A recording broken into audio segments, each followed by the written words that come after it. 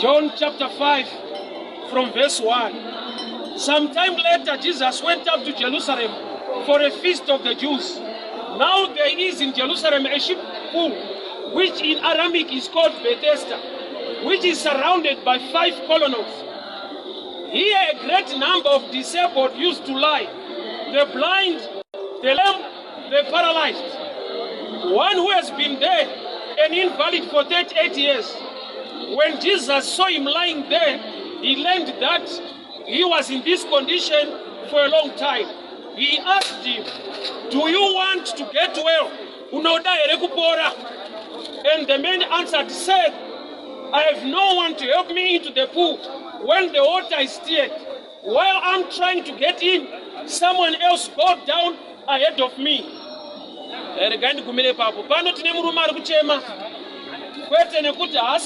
Solution, but I have no man to push me into the pool. And in a moon,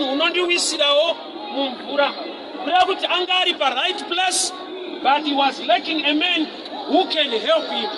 But Jesu pa anoshika, abunze pa msoro pe mumwe munu, anobunza iye sedunga munu, unoda ere kupora. Do you want to get well? Kurakuti Jesu ari kuti, zvinhu zvawaitofungidzira kuti vamwe vanhu vangakuitire, but kana waneni ukawirana nezvinotaura ukatenda zvinoitika. Situation ingangodaro iri situation yemunhu ari pano wekuti unongochitayo vamwe vari nani, vane hama dzakabudirira, vanojegana, vamwe vane maconnections ari better. So you look at yourself, wazvipa mhosva, but woblema uchiti handina munhu angandiwisira. Unozara kunyika kukura kwayakaita nemawandiro akaita vanhu zvinoita kuti ushayiwe munhu anoita kuti hwako upenyu huendeke. Iyo nyika yakazara kudai. Thank you so much. Nyika yakazara kudai, unoshaya munhu anokuisa muzvinhu zvinoita kuti upenyu huendeke. Murume uyu haana kuya ega. He was a paralytic. He was a paralyzed man. Kuda kuti akatotakurwa kubva kumba, but vanhu vakamutakura vakandomucheta paplace, havana kumuwisira mumvura nekuda kwekuti it was a seasonal thing. Zvanzi mutumwa aipota achiburukira neimwe nguva. So hama dzake dzakauya naye, zvishida dzakasvika padzakaneta kuti hatingangoramba takamira zveutenda zvisiri kuita. It's so common muupenyu hwevanhu kuti vanhu pane pavanokusvitsawo, but vanogona kukusvitsa pedyo nekuti zviite, but kwete kukuisa mune zvinoita kuti zviitike. Uchaona kuti vanhu nature yavo vanoneta, asinganete ndiye wandiri kushumira iKristu Jesu. Vanhu vakakusimudza vakaneta vanokugadzika pasi, havagoni kuramba vachikusimudza ivo vaneta. Ukaenda kuprison, they can visit you for the first month, second month, but paunosvika pa 2 years vanhu vanenge vakubvunzana kuti pane ari kumboenda here kunoona mukomana. Ukaenda kuhospital, you can experience the same. The first month unoenda pahospital, hama dzinoneta kuchinjana pavisiting hour, vachitoti ndasimbogara itisvida kumuona, but there will come a time yekuti vaneta after 6 or 4 months unonzwa vakubvunzana kuti pane amboenda here. That's the nature of men. And I've come to tell you this, munhu wese anoneta, despite level, despite rank, pane paanoneta. I've got a good example ya Moses, a great leader chosen by God, a prophet highly anointed, but there was a time yekuti aita akasimudza tsvimbo, aneta oisa pasi, Israel yotanga kukundwa. So ukaisa trust kuti pana ninga achazodai zvinonetesa vanhu zviriko, naiye wacho unoda kuti akuitire ane zviri kutonetsawo. So this man had a blame spirit.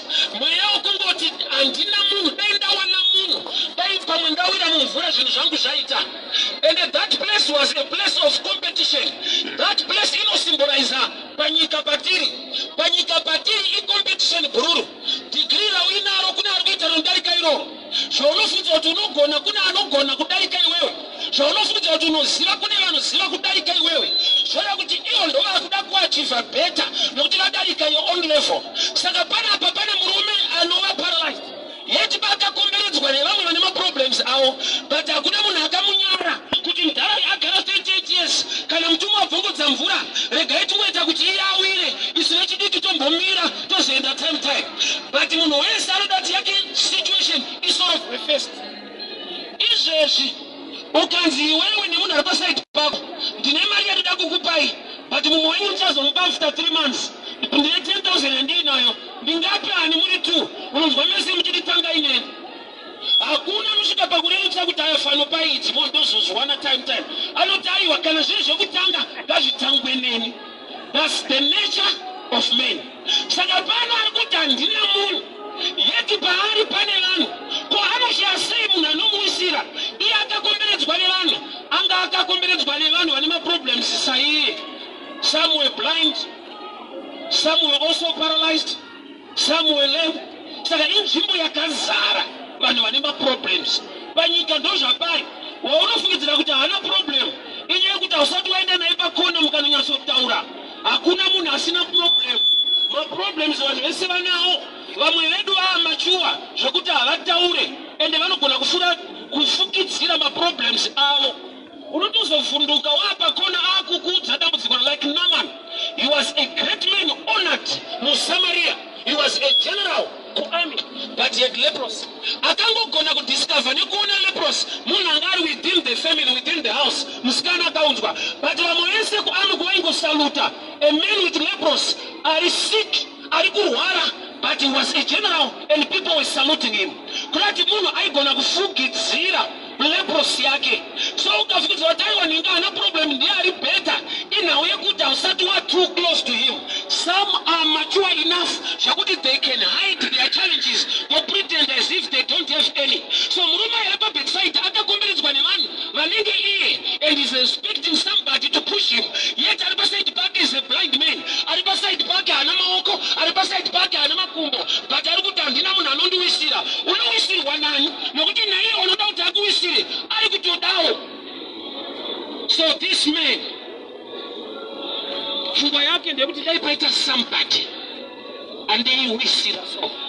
Saka Jesu paakauya akati aiwa we can shift kubva pakuti unotarisira somebody, you must look unto me, communicate neni, ndaizviisa muwillpower yako. Do you want to get well? Iwewe wacho unoda here, because kana vamwe vakasada ndakuda kudhila nekudawo kwako. Iwewe kana uchida ini ndiri Kristu ukangotenda zvinoita kuda kuti ndokureritsirwa kwatakaitwa nevhangeri raKristu zvokuti vanhu vakasamira newe asi wewe ukada kuri mushoko raMwari, Mwari unokusimudza.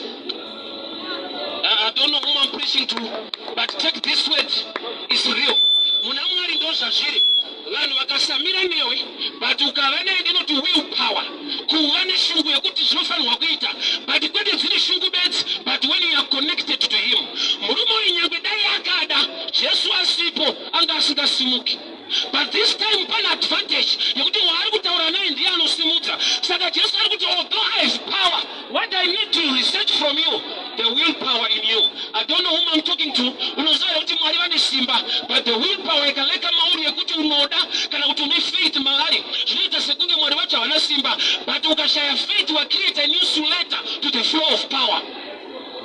Chinonzi insulator unochiziva chinenge rubber, so ukapfeka boots rubber ukabata pane magetsi anoita shortcut because haagoni kuita complete nekuti une insulator. So when men lacks faith anocreate an insulator so that the power of God. Mark 3:33, you know, Jesus muGalilee, he did not do mighty works there because of their unbelief. Ariti Jesu angani simba shoma kuGalilee rinotaiwa level yekutenda kwavo yakacreata kusaitwa kwezvizhinji zvoda kuti simba raMwari rakaligwa mukutenda kwemunhu. I'll repeat this one. Simba raMwari, kuita kwaMwari kwakaligwa mukutenda kwemunhu. Mwari ndiMwari wamasimba ose, but pane dzimwe area haatomboita simba. Kana Bible richipupura kuti Jesu muGalilee akaita minana mishoma, hazvirevi kuti mushoma ndiye Mwari, but ari kuita zvishoma nei because of their unbelief. Unbelief is like an insulator to the flow of power. So Mwari ndiMwari wamasimba ose ende ane rudo ende anonyasha neupenyu hwemunhu, but munhu akashaya the willpower, akashaya that mind yekuti muna Mwari zvinoitika ndaakutenda, the flow of power harigone kuflowa.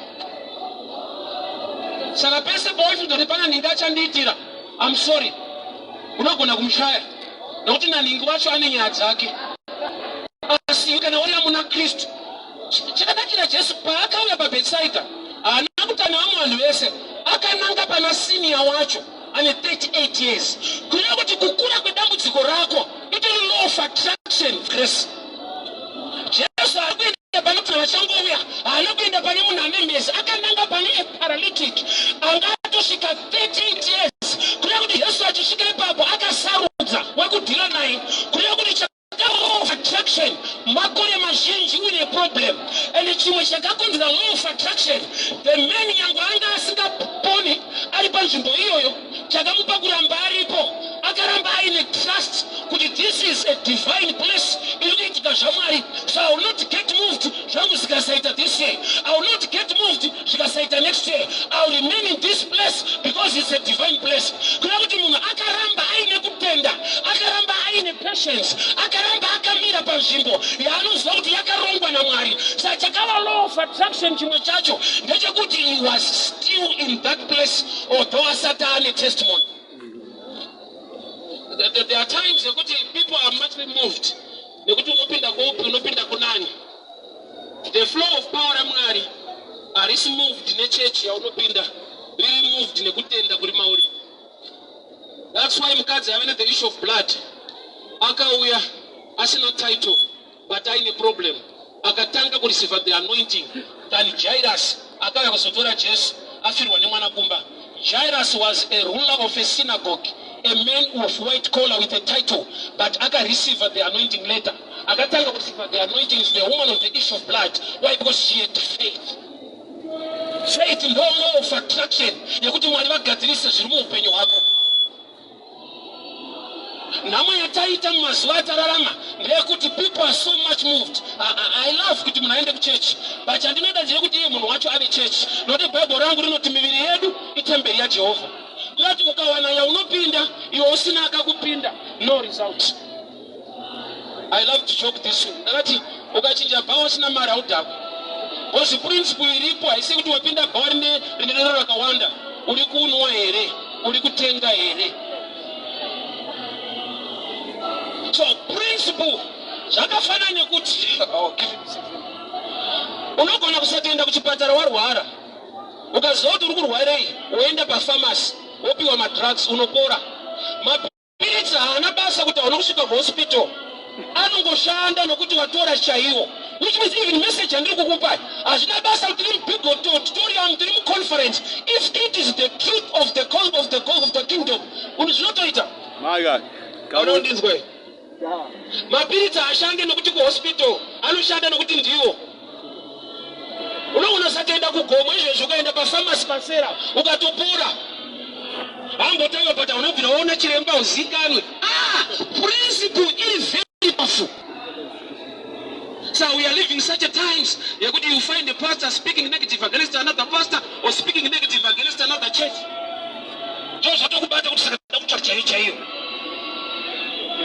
You'll be wasting your time. Hakuna chaiye. Baveka dzina Jesu zviro kwazvo tiri kuenda kuparadhisi nhasi chaiye. Ukanduudza chechi yaipinda unenge wakaoma. Because Bible wrote aitowa mbavha. Chicha akaita akazvikonekta nemuridzi wedenga. Akawirirana nemuridzi wedenga racho. Akanisana kuti akutoenda. Ndiye munhu achakonzera problem kudenga manje. Nokuti wamaoneka chipa matestimony. Taipinda pakati, taipinda kwabati baba ningi, taipinda kwaprofeti ningi. Uyongoti ndakangouyawo. Ose zvinongobohwa so. Ose kune nyasha dzobohwa. Dzinongonakidza aitirwa chete but dzinoshota. Bvunza rabva anga ari hure. Akaroorwa akapinda mugeology yaJesu. Kugoita umwe waizvibata. Vakaroorwawo naana Judas. Nyasha dzobohwa dzinongonakidza akadziitirwa chete. Murume ari paBethsaida, pfungwa yake ndekuti ndikawana somebody ameno murume ari pano ane pfungwa yekuti but ningi akazodai, ningi akandikonekta kuna ningi, but zvedu zvikazodai uye akazodai. You can wait for a long time. Nokuti dzimwe nguva unoda kuti akuitire izvozvo, naiyewo futi mukana wokuti akuitira usati wabuda. Anonzwa runyatsonzwa ipapa. Unenge une wako kuti wangu yakadai, tenge tasimuka, wako ubva arigira kudaro. Time inenge ichifamba. Time ichifamba. Why? Wakamirira vanhu. Baba rangu rinototi vanomirira Jehovha ndo vane nyaya because ndo vachapiwa simba. Those who wait upon the Lord. Hama dzangu ndinzwe. We are living in a time yekuti wega waigona kungoona kutakumana kuchenjera kugona connections mukorono kukatoshayiwa mwari zvese izvozvo zvinogona kutokushaira basi. Tachengetwa nenyasha ende tinoramba tichengetwa nenyasha dzake. Paul achibata anoti I can do all things through Christ Jesus who strengthens me. Handina anondiwisira trust yaiswa pamunhu kuti ndikangowana munhu iye ndapinda. And for 38 years nobody was showing up for this man. 38 years haisiriyo age yake. Zvanzi ane 38 years ari pabedside andizoti akaenda nemakore mangani. Maybe healing yakatozoya ane 60. 38 ndedzekugara pabedside kwete dzebed. Andizoti akaunzwa rini kuti when you wait for people you wait for a long time, but when you wait upon the Lord and ukaisa trust maari iye manje Jesu ndobva ananga pane muchinda iye wacho ane problem hombe agara makore akawanda and ari kukundwa. Nzvimbo yenga ine competition munhu paari kuti ndinotangirwa kuya kuti ari kuti ame failure in this area. Some are very successful. Ndiri kungotangirwa vamwe vari kuti vakapinda nozopinda kumashure voenda. Jesu ndobva ati today ukava nefaith I will make you number one. He became the first man to be healed by bedside. Asina kuvira vura. Kuyati ari kunzi your testimony is unique. Problem wakauya mu competition usina revelation. Come on. Iwa uri kuya pabedside pekuti vanhu vowira mvura yeti healing yako haineni mvura yacho. Pandopo wakatakurwa kwachetwa ipapo. Ndine dambudziko nemunhu akangotakurwa nerimwe vhangeri akanochetwa pane imwe chechi. Akabva aspoilwa ari ipapo kuti aiwa kwese hakuna vanhu vamwari Mwari ari pano. Mweya wangu ari mweya waElijah akati kuna Mwari haiwa handini ndega muprofita uchinda Sara. Unozati ukaita mamiracles anoshamisa kana kuti Mwari vakakushandisa zvikuru unofunga kuti uri wega. Unofunga kuti mwana havana Mwari because havasi muremu yemamiracles ako. Rega ndikupe rero iyi ona inoitwa nedenga manje. Jesu anoti auya obva ati hakuna akaberekwa nemukadzi angadarike John the Baptist. Kuvaprofita vese vakaita mamiracles vese avadarike John. Indava ukacheka John wacho firo yake inotopisa tsitsi was beheaded. Ukacheka John haana kana miracle yaanoita kubasa kudya hwiza akapfeka zvengamera achingorova shoko ari kumvura. Yet Jesu Baptist is the greatest. Indafuta the greatest munhu anenge asvika palevel yemamiracles saElisha yekuti ari muguva vanhu vakakanda munhu anobvamutsa munhu chiri chituna. But Jesu Baptist John is the greatest. Ida Jesu apa award kuna John simple because John wacho chaakagona kuita he pointed people to Jesus. He is the only prophet akati uyu mayana iro vamwe vese vaiti richauya vese vaiprofita kuuya kwake vese vaitaura kuuya kwaKristu but kana ari Johani anoti uyu. So which means when you point people to Jesus you become the greatest. Ndodenga parinoti pakatendeuka mumwe chete ikoko ngirozi zinopembera. Ezwa nemavanga ake takaporeswa but neropa rake tinoponeswa. Kuporesa usina kuponeswa you can still miss heaven. That's why mukadzi weissue of blood akabata mukombero waJesu akapora but Jesu akaprova kuti handimuzive nokuti akazobvunza kuti ndiani andibata iye apora. Which means healing inogona kutongova by grace kuti Mwari anongokupa musina ukama usingakuzive but ukazivana naye nekuda kweropa raKristu you make heaven. Mukadzi weissue of blood akaporeswa asingazikanwi. So there are times zekuti zvinhu zvinogona kukufambira ukatofunga kuti munozivana gamba dzingori nyasha dzatapukira mauri. Unombozara kuti spuni ikabatwa nemagneti kwenguva refu inopedzera yakubata zvinhu but inofanira kuziva kuti haisi magneti ispuni. Spuni ikabatwa nemagneti inotakura magnetism ability but chokwadi ndechekuti ispuni haisi magneti. So munhu kana auya kuna Kristu atengwa neropa rake mwana waMwari zvasiyana nemunhu aporeswa nemavanga. Inzwa Jesu akava nemavanga kuti ropa rigone kubuda kuti vanhu vaponeswe. So mavanga yaingova gateway kuti vanhu vawane kuponeswa but mavanga acho achiporesa. So handisi kuti kuporeswa kwakaipa pandiri kuti nyaya hombe munhu ngaaponeswe. So murume ari pabedside ari kuti but ishe problem one handine munhu ndokushota munhu ndikangowana munhu anongondiwisira zvinhu zvangu zvinobva zvaita. But the problem yemudhara uyu anga akarara pameti. That's why healing yake yakainvolva kutakura meti. Jesu akati carry your mat. Ishe sei mchida kuti haadi kutakura meti uyu ari kuda kupora. Sei vachimupa assignment to carry the mat. Vari kuti vamwe vese vachazotadza kupona vakachona vari pameti. Why? Nokuti nzvimbo ine competition haidi kurara. Let me talk to somebody. Unoziva kuti mulife kune vanhu vakarara vasina kuroyiwa. Bhaibheri rino kungwara kunotichwa nebhaibheri kuti ngwarai senyoka. Kungwara itori subject iri biblical. Kurara despite unenge wakaroyiwa, kungorara ubedzi bhaibheri harichifanire. Kana richiti ngwarai senyoka kutora kuti nyaya yekungwarai varume ine utsvene. Kutodhibha hakusi right. Mudharai airara pameti. Haana kunzi kufoswa kurara. Jesu akauya akatomuona akarara. Kuda kuti pane kumwe kungorara physically kunokushayisa kuita encounter the divine appointment. Why? Nokuti mutumwa angasvike pakumutsa vanhu aingosvikira kumvura. Iwo kana wakarara unozoudzwa kunzi angauya. Kune mamwe opportunities auri kupotsa muupenyu kwete nekuti wakaroyiwa. Kurara bandiri kutaura hakusi kwemugwezera. Asi watomboona vanhu vachitaura kuti dzakarara imumi naye akamira kudai. Padzakumai kurara kwanzi kutaura.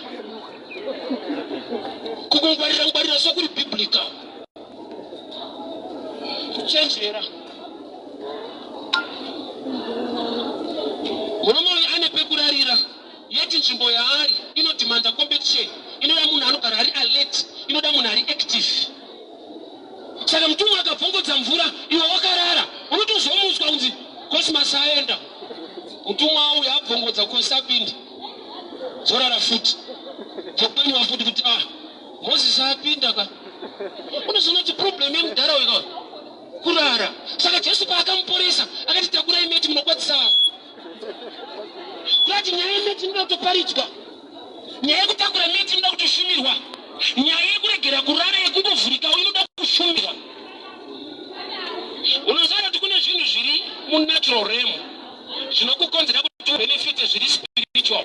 Genesis 2. Bhaibheri rinoti Mwari havana kunaisa mvura panyika because there was no man to till the ground. A physical man was not yet formed, yet the spiritual man was already created. But not that Mwari vasanaise mvura. Vari kuti if there is no physical man, hapana neta take care of the garden. Mvura ikanaya inopedzisira yajango. Purpose yaMwari igarden. Pakashaiwa garden rinoita sango. Saka Mwari vari kuda garden kwete sango. Saka chinoita kuti vasanaise mvura. Vari kuti purpose yangu inokanganiswa if there is no physical man. Even blessing yekunzi vanhu vaberekane vavo vawande iri pa physical contact haisi spiritual. Bhaibheri rinoti mukadzi akanaka anobva kuna Mwari. Ichokwadi. But unofanira kunomutsvaga kumaraini kwavo. Ukasapedzisa kusika unozosina kunyora. Chikuti Ishe vachandipa, Ishe vanoshamisa. Vachatokukwenya kuti newewo unoshamisa enda kumufakoso. Mukadzi akanaka anobva kuna Mwari but anowanikwa kumaraini kwavo. There is a physical part you need to understand for you to encounter the spiritual blessing.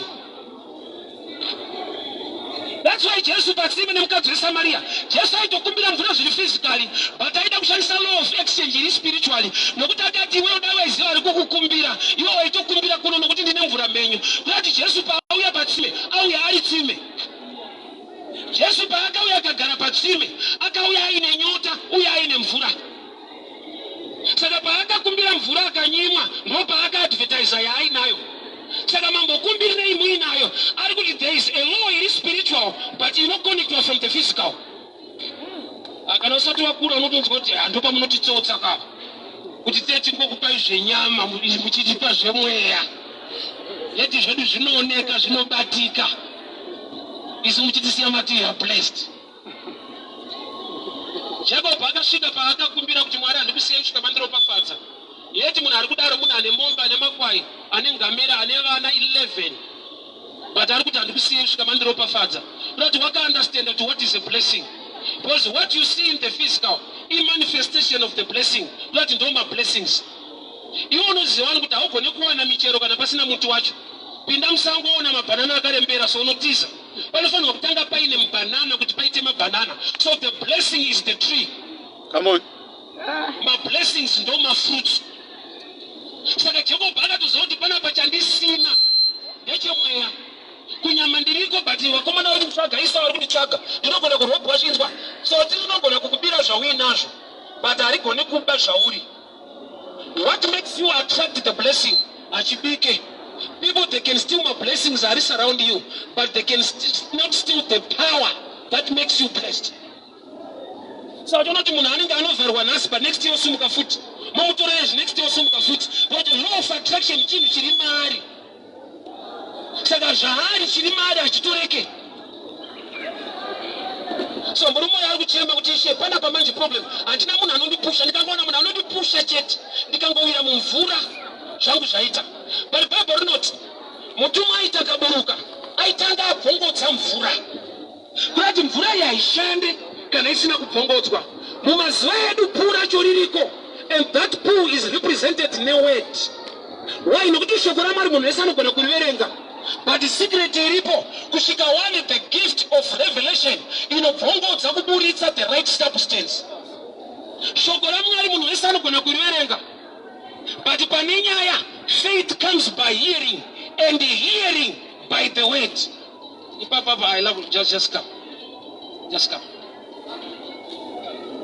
Kutenda kuna uyane kunzwa shokora mwari. Kurati ndichitobaridza so ukatonzwa, ashi create faith. Chino create a faith is the word in you that will cause you to hear.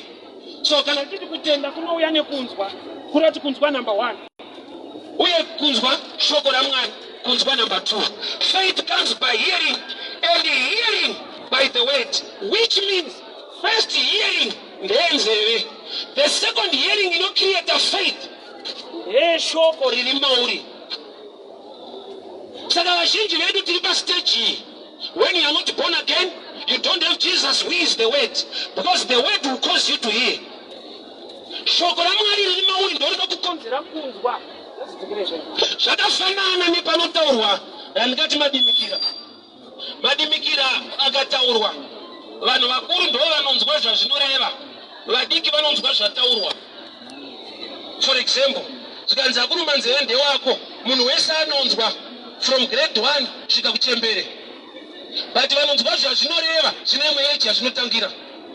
Kuti unenge wakunzwa kwete nenzeve but nematurity. Nekukura. Nokuti apfana ukataudza kuti kurumba nzeve ndewako unoswera uchirumana. Kuti kana uri wanguruma, ko zvavanzwa ka. Kuti kunzwa kune ma-levels. Come on. Saka shoko richiti faith comes by hearing, and hearing by the word. There is a dimension of hearing that is caused by the word, not by ears. Saka chona nharo dziri kumazona munhu anoti ini ndovhura bhaibheri anditenderere inzwa apa. Vazhinji vari munharo nekukakavara vari mu-first level of hearing. Nokuti when you are mature and you understand the word through the word, nharo dzinoita shoma. You respect and honor my views evamwe. Over humble to an extent yekuti unozovaudza zvakanaka. Pese pane nharo pane anohwina kwete pane anodzidza. Pese pane nharo pane anokundwa pane anohwina panozongoshayikwa anodzidza. Why? Nokuti mweya wenharo wacho unopusha izvozvo, but mweya waMwari unopusha kuzvideredza nekudzidza. So munhu anovhura bhaibheri so isati tenderere mufundisi wenyu anokunyepirai apa verenga apa. Kuverenga ndiko munhu wese, kunzwisisa inyasha. Kuverenga bhaibheri ndiko munhu wese, even anodhakwa, even anohura anoverenga. Kurinzwisisa inyasha, it's a spirit word. Rinotoda level yako spiritually to hear. Isha handina munhu anondipushira mvura kana mvura yabvongodzwa. Isina kubvongodzwa ishande. True, ndo zvariri shoko raMwari. Rikashaya the grace dzinobvongodza for you to understand it. Riri plain kudaro, unocreate ma problems. Satani shaiye achida kuedza Jesu, akakota scripture. Akakota Psalms 91 verse 11. Akati zvakanyorwa zvichinzi, haatendere tsoka yako kurera padombo shetuka. The devil anosvika paanokota scripture kuti it is written. So kuti munhu amire neshoko nekuti rakanyorwa is the level iri ya devil. kusvika wane deeper understanding kwete kungonzwa zviri ordinary. Kana Satani akakota Psalms 91:11 achigadzira temptation, how many people are creating problems with scriptures? Jesu akaditi kana zvakanyorwa ndakujamba. Akati it is also written, do not tempt the Lord your God. Oh, zvakanyorwa ukazvinzwa unofanira kudzika mune mamwe mangiro. Nokuti Jesu apa aifanirwa kujamba nokuti zvakanyorwa, but haana kujamba nyangwe zvakanyorwa. Kunoti vamwe vedu tiri kujambiswa nezvakanyorwa but tisiri supposed kujamba. Why? Because unoona kuti zvirimo. Whether atenderere hanyenyeredzi zvirimo apa. People hear me very well. Mvura ikasabvongodzwa apapore munhu. Shoko rikashayiwa revelation apapone munhu. Munodhaivha mukabuda makadaro. So we are living in a time kuti vanhu vazhinji vakupinda church but havana mate. Why? Nokuti ukanamata ukavana Mwari, Mwari wacho anokushanda anokushandura. Your lifestyle will change. Zvaikusekesa uchiona vanhu zvachikanganisa, unovanzwira tsitsi ukatsvaka nyasha dzekuti ugone kuvapaurira zvokwadi vapone. Ona pataurwa kunzi profeti ningimbavha oseka, ilevel yako hazvisekese. You are saved to save. You are blessed to become a blessing. Ukaona uchifarira downfall neera yemunhu, isaini yekuti you are too small in the kingdom. Wese ari mature anounderstand kuti inini ndiponeswe it's by grace. Saka wese ari kukundikana anotoda unyasha. Hapana kati nyasha ndidzide ndomira kuti zviite. Tese takaponeswa nenyasha. Saka ukangozoti wakaponeswa nenyasha, konzwa kuti mumwe ane dzaari kutamba, unongoti dai Mwari vamuwanira nyasha. Kwete kuti muromo unosvikawo. Yaha, vatodza ona mabeda. Koni type yechechi yakatodaro. Ikatotuka munhu panopa munotomuwa maoko kuti naye. That's a sign. Unoziva kuti group leader group 5 anotomberwa maoko. Ishefu waipapo but mukuru zvokufoira. I love to give you this example. Watch yoende. Ikastopa yafa, ikafa yoyi. Ukavabvunza nguva mufundisa kuti nguvayi, vanotokuudza kuti 4:15. Kana yakastopa pana 4:15, ukavabvunza na 4:15, waita munyama. Unoudzwa nguva iri correct newachi yakafa. Saka unofanira kuita shi, kungomira dzimwe 5 minutes, woti dzanguvayi, ndoba unobata shi. Time will test everything. Come on. My God. Ukaona vaita makore 20 mufield yauri, vaine good record, iwe une 5, woti vanozvavanoziva. Time will tell. Nguva inogadzirisa zvese. Unotozoona kuti as long washona vane tsumo yandakada manje. Tipimikira kuti seka urema wafa. Vari kuti as long we are still alive, mukana wokuti zvitike kwauri chiriko. Vese vaunoseka vaye, as long we are still alive, mukana wokuti zvitike kwauri uriko, you need to pray for more grace than upedza nguva uchiseka vanhu. Nokuti wauruseka today, it's a matter of 2 months or 3 weeks or a year, unoita the same thing always. Come on. Minister nyika uri very corrupt, ura nyika uri very corrupt, iwe uri garden boy uri kushutisa maonyens. At your level you are still corrupt. And yet nokuti yako nyaya haisi yekuti iri so kumbari takaona mbavha ichirohwa yabatwa, but yairohwa nedzimwe futi. Isati yabatwa ndoenge yakunoti udotimakisa pabasa. Why? Kurohwa zvino kuti ari kurohwa kuti akanganisa. Ari kuti manje vacha vanhu vachangwara pairi yakanaka. Zvinoita kuti useke munhu uri mulevel yake futi.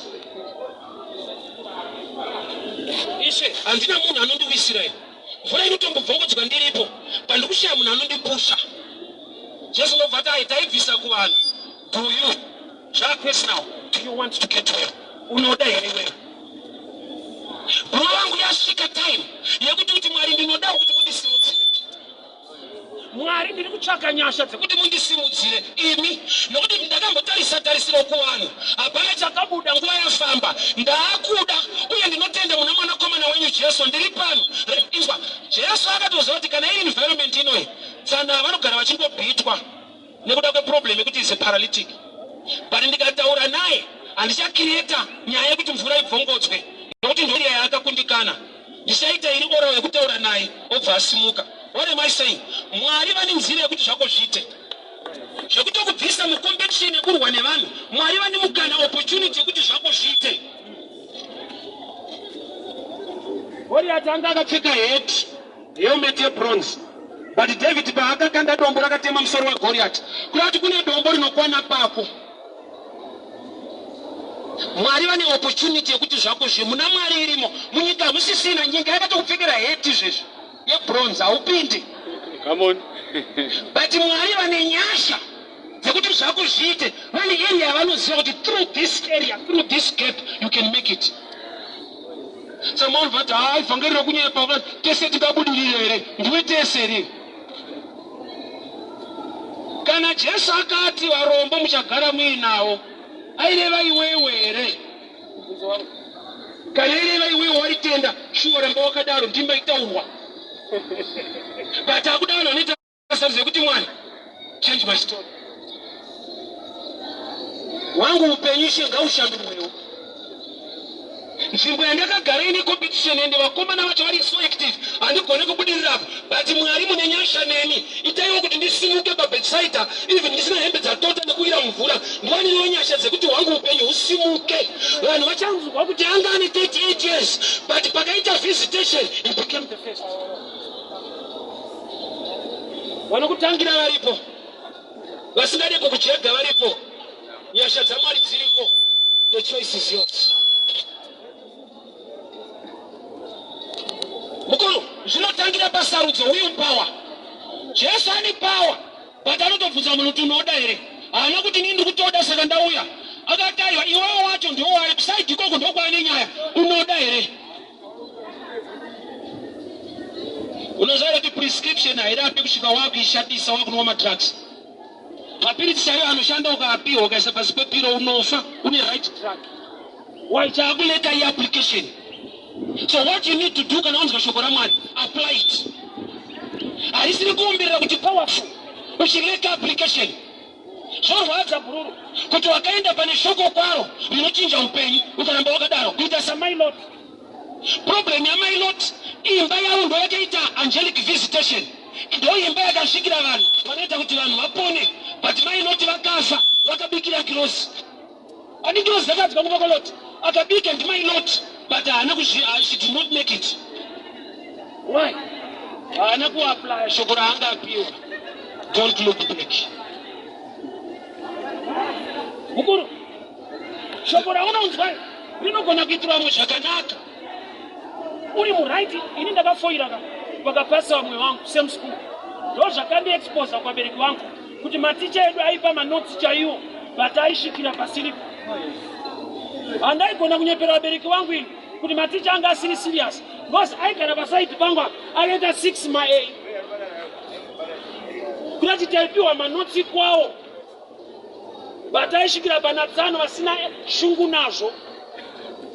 Ururu muupenyu ita shungu nezvinhu zvakanaka.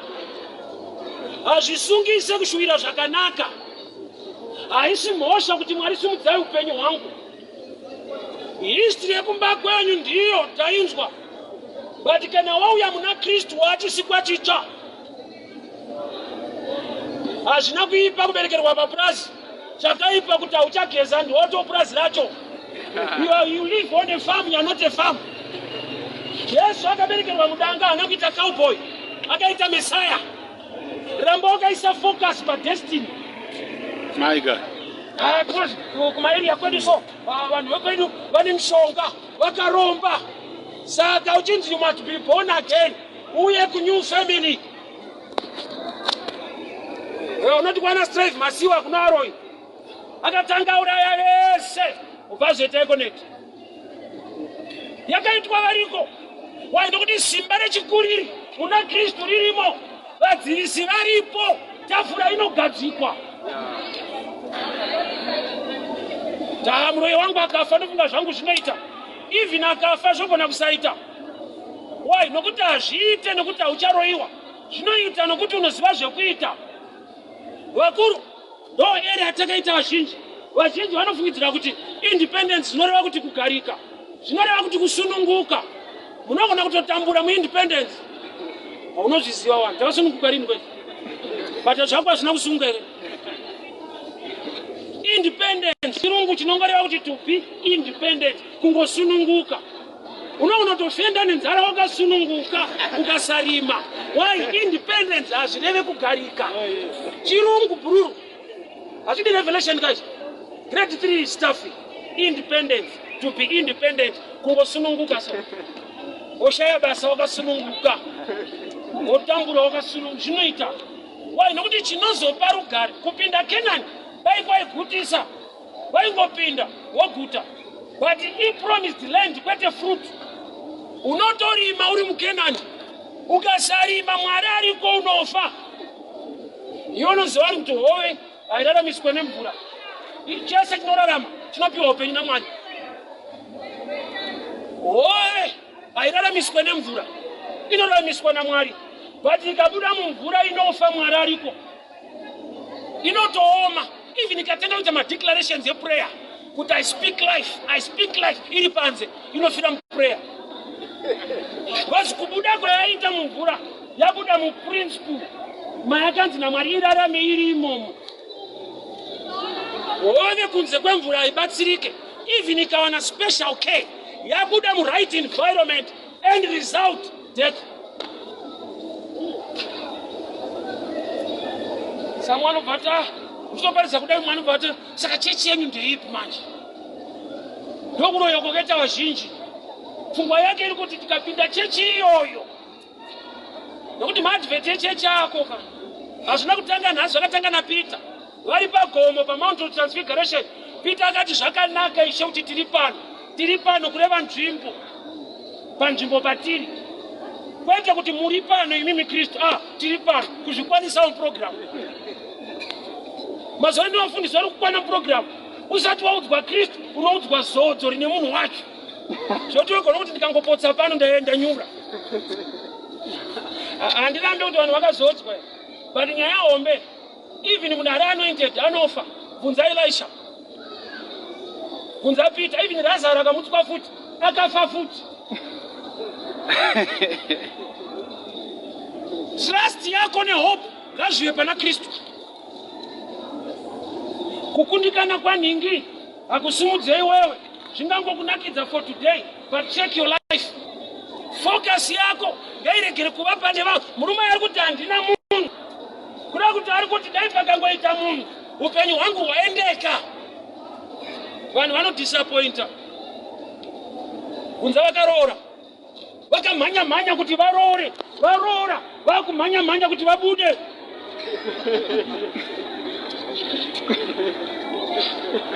Handiprofite but wega utoziva kuti anenge kutaura nini pesa.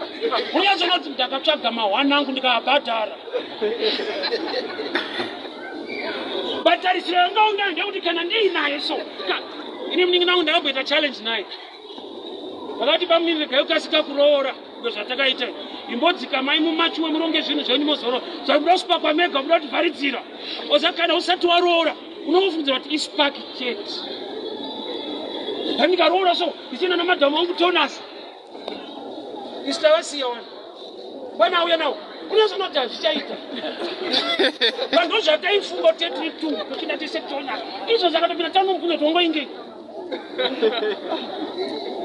Because mindset yemunhu asati amazviri anoti akungosparkwa. Spark bururu rega ndikutipi pana varume chete kana.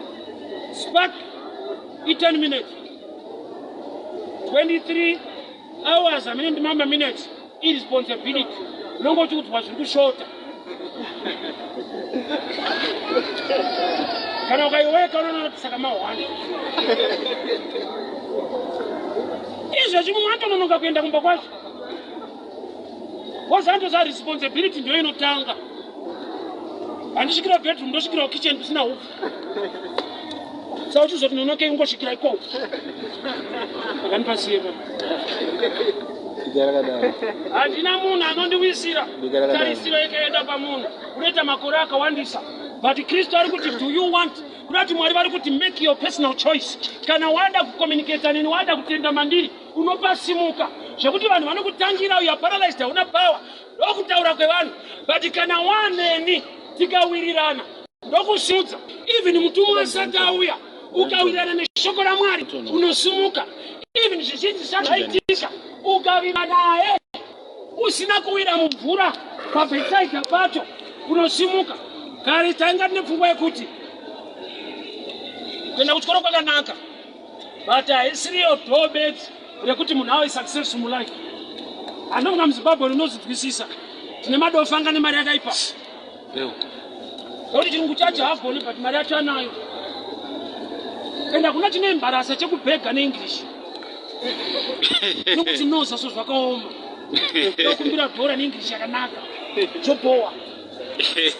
Kureva kuti Jesu ari kuti opportunity yakusumuka kwevanhu vese pano yanga yakaiswa mu1 system yakuwira mumvura.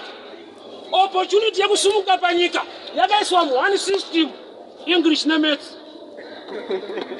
Vese pavasvika peoMaths vakuru kana kuti apa ndinotambura stere kumusha kwedu ndindega ndasara ndiwanisewo basa vanoti mukutambura imomo English neMaths. Unotora vanhu vakaoma chopanherera vanoda Maths. Havatarise kuti unotambura zvakadii kubva kumusha kwedu kune nhamo yakadii vanenge vachingobuda mitsi dzavo. Kurati vakachera gomba rinonzi bedside kuti tsano unotanga matukina mu5 all levels kana pasina watonyura unoita teteza usimuke. Saka Jesu ari kuti aiwa ndine maopportunities akawanda kuti vanhu vasimuke. Vakuda willpower unoda here iwewe. Bururu success haina kuiswa mu1 system naMwari.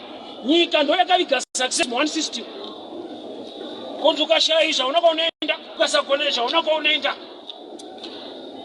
Chinhu chinonyasha chinoshamisa. Mukadzi anonzi Ruth auya kubva kuMoab, auya muBethlehem, akaiswa kulaini rekumashure setsika yekunzi chirikadzi nenhere vanonhonga zvasiwa mumunda. But Boazi paakazouya, Ruth akanhonga muridzi wemunda, akaona the same field yaiswa kuBethside. Chakamushifta from Bethside kuti aite on the field is only grace. Remember, angabuda mune imwe marriage naMalon for 10 years asina mwana. KuIsraeri kwakutone vasikana, but kwakarorwa munhu angambenga akarorwa anomuziva kuti zvinobohwa kungoti uri murume da uri musikana izvisa kuti vamwe vanodzokororwa usati inenge rafuka munhu ane vana 2 ororwa otochata obvisirwa mari iwe usati.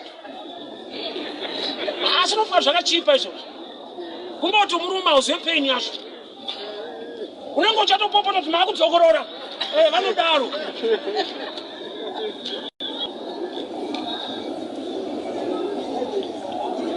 Grace nyasha dziriko. Problem yako trust iri mukuti dai ndingaita zvakati ishe ini handina munhu anondiwisira. Mara hamusisina trust yekuti I can do something pane zvingaita ari kuti ndikangowana mumwe munhu. Saka ndinoona masystems even epanyika yekuti unoti pamwe ningi wedu akapinda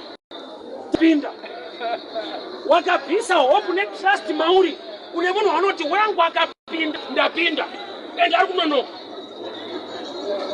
ende anogona kufa futi munhuka. Kune imwe nyika kune umwe akambofa vanhu vane tarisiro nayo haana kupinda wana kuti unotiwa tatozonyura afa futi. Aitotosa ndiyano ndokuti vanhu anogara nemusingaperi ane nyasha dzinodarika kuronga kwevanhu ndiJesu bedzi. Panapa handisitomboparidza chechi anditsika nhako. Saka ndeipi power iyoyo. There is power in the name of Jesus. Nekuti dzese hadzisidzo dzakarasika iadvert. Gospel ndiJesu. Ayamboudza munhu kuti kwanzwa panoparidzwa kuti ninga akazodai haisi mari idzo zviziviso. Saka toona machechi ese ane nguva yezviziviso.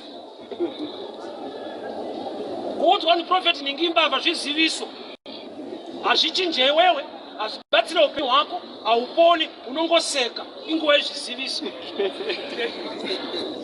Kuti ninga akava itsotsi haanamate akazodai izviziviso. Ma-announcement kana gospel is the word that can change your life. Unozara kuti vanhu vanga vari Matthew 25. Let me finish this.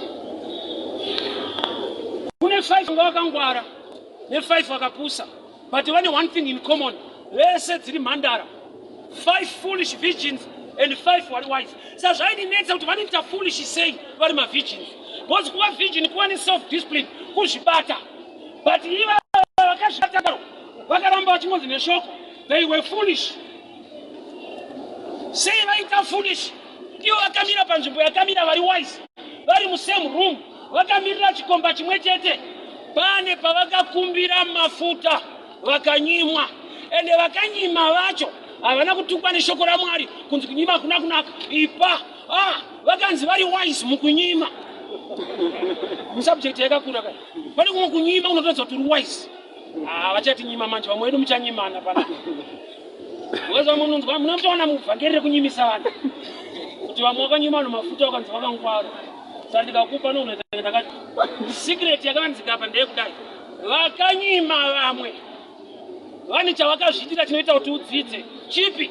Vakanyima vamwe mafuta vanoramba vari wise shoko harivakondeme nechikonzero chei. Vakanyimwa vanga vasingafanirwe kukumbira. Why? Vanga vari musame room. Rako rambiri dzima reo richipfuta. There is no need to beg for oil. You can use the same lamp to see. Why? Nokuti light inoramba riri available. Ngati vane mweya wekusada kugamuchira zvine vamwe havatende zvine vamwe kana zvichipfuta. Vanoti vano ndini ndorira havari kuzve vamwe varire. Vanotobvirawo kuti ndini ndiri kubvira gore rino havari kuti vamwe vabvire. Saka dai vasina kukumbira vakaramba vari murumu iyoyo chikomba chaiuya vaichiona nokuti mamwe marambi 5 akabaka. But vakataiwa taakunotsvaga outside. Ende mazuva aya kwakuri serious. Kwanga kwafanana nemazuva edu kune vanhu vaingotengesa mafuta futi. Watondinzwa so. Zveoiri anotanga manje. Matthew 25 kune mushasha aita zveoiri sterek. Chikomba ine inacho yaitotengesa iri Samuel. Ngwarira kuenda kuoiri kusina Kristu. Vakaenda vakatengeserwa oiri yavo vakadzoka vakanzi nechikomba ndasvika kugara handikuzivei yeti oiri vatenga. Hakuna chinobhowa chekuita oiri usina Jesu. Ene mazuva edu oiri yako. Ndokuti kana usina kutendeuka even usinganamata unongoenda pasales desk wopiwa oiri yako. Wotorowa pasi. Jesu haumuzive haunamati une oiri yako. Ende vakomana oiri vakaita mari kubva mazuva iwaya. Vanhu naJesu havazivani but oiri iri kufamba. Ko vanhu vari too desperate zvekuti you can sell anything to them in the name of breakthrough. Tikanamatira mashizha emuti anopera. Unomira raini mukaita stampida. Kuapurura ese kwaisa apa basa rako marriage yako munorovana pana.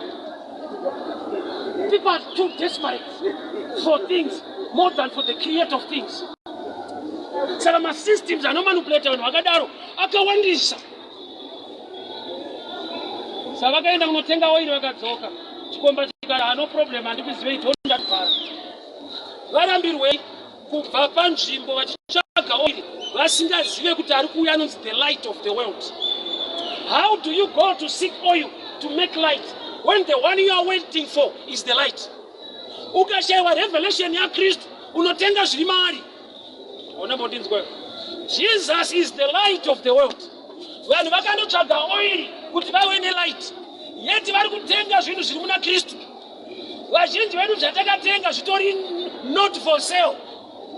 Vakoma vaJoseph vaitoda kutenga chibage. Joseph ndiye akangoita moyo murefu kwadzorera mari musaka. But they were ready to buy. Zara yakavapusha kuda chibage kudarika kutsvaga mukomana. Havana kuziva kuti Joseph is alive. Vakaziva kuti kuIjipiti kune chibage. Rimwe ratakaziva kavazhinji kuti kuna Mwari kune mabasa kune dzimba. It's true. But kuna Mwari futi. Anotoda kunamatwa ariko. Chatakaziva ndechekuti kune chibage kuIjipiti. Kuti chinani is another subject. Saka Jose manje dai Mwari atibatsira. Vafundisi taoperata saJose. Kuti pane ignorance hatichachi. Manje ukasangoziva chete wakuwara. Tinenge ng'anga guys. Anonozvara kuti ng'anga inoita mari nekukipa secret. Nokuti makwenza anokupa mamwe acho ari munyadhi mako. Saka achikupa kamuti kacho kakaoma kuti ushaye idea kuti ndekapi. Asa uziva. Iyo tinoita kuti ng'anga yekubata ruoko kwira neyo mukomo. yoti uyu ndowe musana uyu ndowe kubasa ndowe zvitsinga ikatodaro maatung'anga saka kuti irambe iri one secret keeper. Joseph akaziva kuti ukungobhadhara inyaya kuti avaziva kuti ndini Joseph dzorerai mari musaka. But generation yedu manje yabuda zvayo yeignorance itoitsenga. There was a time that I felt pity so. Mazuva ndagara kuwadzana so ndaibva all night to church ndafura nepamwe vabva panonzi pasunset so there were some guys vaimbomira panapo ndokubva ndoona kuti matizore tipasta tedze kuna fest dzorowa mhanu unombovarairwa usa kuna vanhu vanovarairwa kane shoko vasingatombopona vanongomira ngoti time ite sei tsano vanovaraidza izvo zvekuna vari kutovarairwa ndobvata mfundisi kungoti mumwe mwana ngabata kotiraki pabhawa sati pane munhu aitengesa huku azvati piwai huku apo ndobhatara piwai huku bvatodza muchienda hupa huku usa ndakaenda kumba ndikaziva kuti ndiri kudya huku yesapota kwete mutenga shoko rinofanirwa kumuponesa rakamuita fani kwete bhilivha. We are living in such a time yekuti some they are fans not believers. A fan munhu anongoti even in my era he claps hands. Unazoona kuti every man is subject to error as long as you are human. No matter how intelligent or powerful you are, as long as uri munhu you can make a mistake. But munhu ukamuda sterek haatadzi. When there is love, inokavha multitude of sin. Baba munhu ukamuda haatadze kunza munhu audza munhu akadyiswa kuti wakadyiswa anonokutaurira iye akatodyiswa bhozi anenge achida munhu zvekuti zvokutaura hazvisi. As long as ari munhu is subject to error, so chinofanirwa kuitika now as I'm preaching to you uye nemweya wokunjere nekunamatawo kuna Mwari kuitira kuti pandinoenda off track mweya anokuudza kuti apa tsano vakutaura nyaya dzawa. Unozari zvinotora munhu ari machuwa kunzwa kuti Mwari vari kutaura apa munhu ari kutaura. Kana uri mudiki unongonzwa Mwari pese. Mazuva ndakatanga kudhiraivha izvo zvimaoto izvi unoziva kuti hautombonzwa kuti pane a shift of gear inoitika because there is a sound change inoitika magiya achishiftana iyo oto. But pandakafamba nemechanic ndiyakazondidzidzisa manje kuti kunzwa sound yapo yatopinda mune rimwe giya sound kuda kuti it takes knowledge kuti uzoti apa tashifta paitaurwa nyaya dzevanhu apa ndiMwari ari kutaura apa munhu ari kutaura apa ndiMwari ari kutaura. Why? Nokuti as long ari munhu pane paanotaura zvevanhu saka anzi men of God asi God of God men of God pamene apa paripo. So Jonah even ari men of God, a great prophet ane vana vakaitwa namen ndopanoti meni anoita zvameni zveshuwa saka haiye zvevana chete nezvimwe zvameni anoita.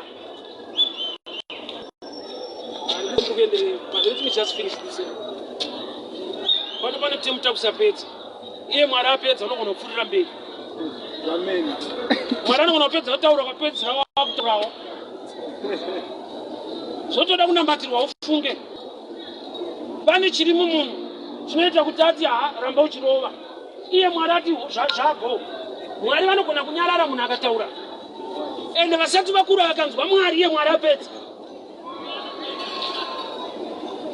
Handina munhu anondiwisira wese anitarisira kuti ninga achanditira zvakati haonere kuti nguva iri kufamba. Wadii kuti Mwari focus yangu yapa muri zvevanhu izvi zvinogona kunonoka nekusaita asi imi makatendeka mune nyasha. Your hand is not short, help me O Lord. Peter akafamba pamvura paakatanga kunyura haana kushedzera vanhu vari mubhoti. Hama yangu inzwa natural common sense unoda help kunani kune munhu akatsika pamvura here kana kuti ari mubhoti kana uchinyura. Common sense aifanoshedzera vari mubhoti vovane stability vakamira pakanaka. But akati kuna Jesu Lord help me iye Jesu akatsika pamvura iye anyura nemvura. Kuti akaandastenda kuti stability yevanhu haidarike zviri muna Kristu. Sapesi vanodai ningandoonawo ane nyaya dzake dzimwe dzaanokuwanzira dzekuti agone kukuudza wese anoita marriage counseling zvinhu zvaakatofundawo kukansera marriage zvino kuti yake iri right. Even achangobva mukuru wokumbaka misoro akazviva anokutoya kubasa otobva iwe matrix. But pane pazvinosvika beyond natural counseling kuti murume wacho akaenda kusmall house hauna manotsi aunotora nokuti manotsi ariko ndekuti mubate zvakanaka mubikire zvininipise muhage mukise wako akaenda haahagike haabikirike haakisike manotsi achaita vakuda ruoko rwajehovha rusina kupfupika runoudza tsano kuti endaiwo kumba. Lazaro akashedzwa akafa akabuda enda akabuda akasungwa. Jesu akazoti kuna musunungurei kurati Mwari vane supernatural favor yokuti munyika ine zvakasunga unofamba. Vanhu vanozotira kuda kumusunungura wakafamba kudhara anozwa kuti vanhu vadusha credit kabasha wese abudirira muzukuru wangu wese adaiti takamujeka. That's why Mwari pavakasika nyika vakapedzera nemunhu vaizwa kuti tikatanga nemunhu anozozonyepera vanhu kuti goma ndichitakadiramira. Saka Mwari vakati tsano munoenda pedza kona anotaurisa munanda credit pazvinhu. Tine mumwe watakapawo lift tichiya mutaundi mumwe musi so tichitaura iyo yemazuva ese iri kutaurika titonzwa kuti iye hanzvadzi yangu ndikamuona ndatakoma nhama dzake dzawanda ndo vanhu handina munhu. I'm sure my time is done now. But ndinoda kuti ndikumbire kana pane asati agamuchira Jesu ndonzvo rikupata kwandaita for you to be saved. Haisi nyaya haisi nyaya yekuti tingotandara varume kurarama kwatiri kuita for now maybe you can understand it's